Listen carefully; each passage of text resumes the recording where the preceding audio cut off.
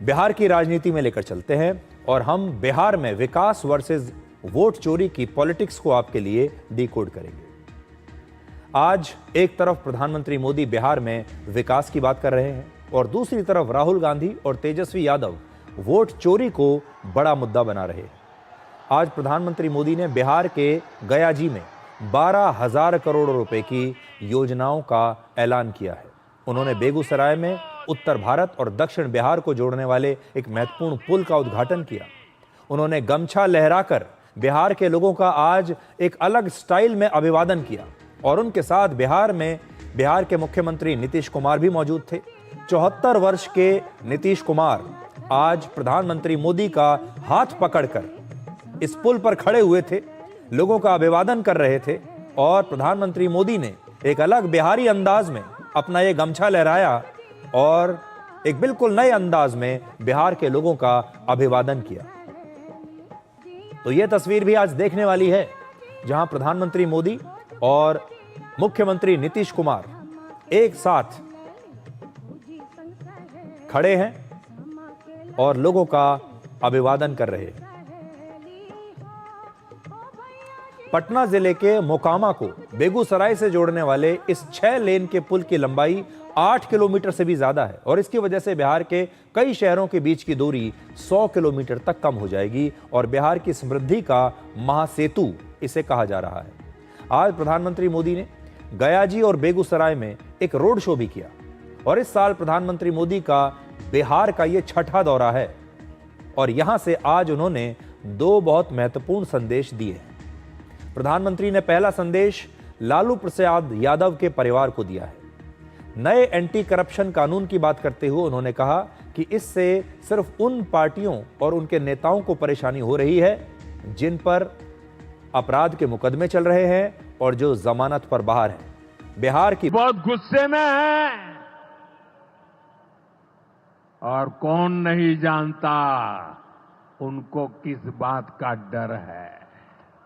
कोई बेल पर बाहर है, कोई रेल के खेल में अदालत के चक्कर लगा रहा है और जो जमानत पे बाहर घूम रहे हैं भी आज इस कानून का विरोध कर रहे हैं।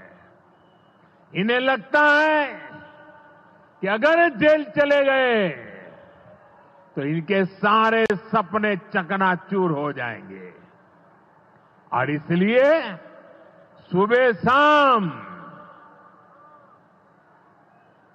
ये लोग मोदी को भांति भांति की गाली दे रहे हैं।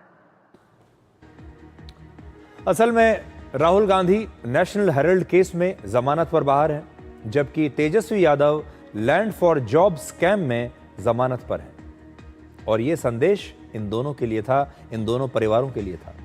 बिहार विधानसभा चुनाव में घुसपैठ अब एक बड़ा मुद्दा बन चुका है और आज प्रधानमंत्री मोदी ने बिहार की जनता को घुसपैठियों से भी सावधान किया और कहा कि सरकार डेमोग्राफी मिशन शुरू करेगी और घुसपैठियों को रोजगार और अधिकार छीनने की इजाजत नहीं दी जाएगी। राहुल गांधी और तेजस्वी यादव वोट चोरी का मुद्दा बनाकर बिहार में रैलियां कर रहे हैं, प्रदर्शन कर रहे हैं और वो ये कहते हैं कि घुसपैठियों को रोकने के नाम पर बिहार के असली वोटर्स को वोटर लिस्ट से हटाया जा रहा है, जबकि बीजेपी कहती है कि कांग्रेस और आरजेडी जैसी पार्टियां बिहार में एसआईआर का विरोध कर ही इसलिए रही हैं क्योंकि इसके जरिए वोटर लिस्ट से घुसपैठियों को हटाने की कोशिश हो रही है। तो आज प्रधानमंत्री मोदी ने क्या कहा, अब ये देखिए।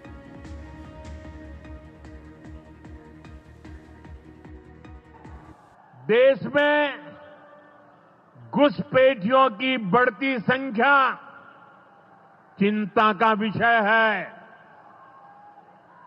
बिहार के सीमावर्ती जिलों में तेजी से डेमोग्राफी बदल रही है, इसलिए एनडीए सरकार ने तय किया है कि देश का भविष्य घुसपैठियों को नहीं तय करने देंगे। बिहार के आप सभी लोग देश के भीतर बैठे घुसपैठियों के समर्थकों से भी सावधान रहिए, जान जाइए कौन घुसपैठियों के साथ खड़ा है।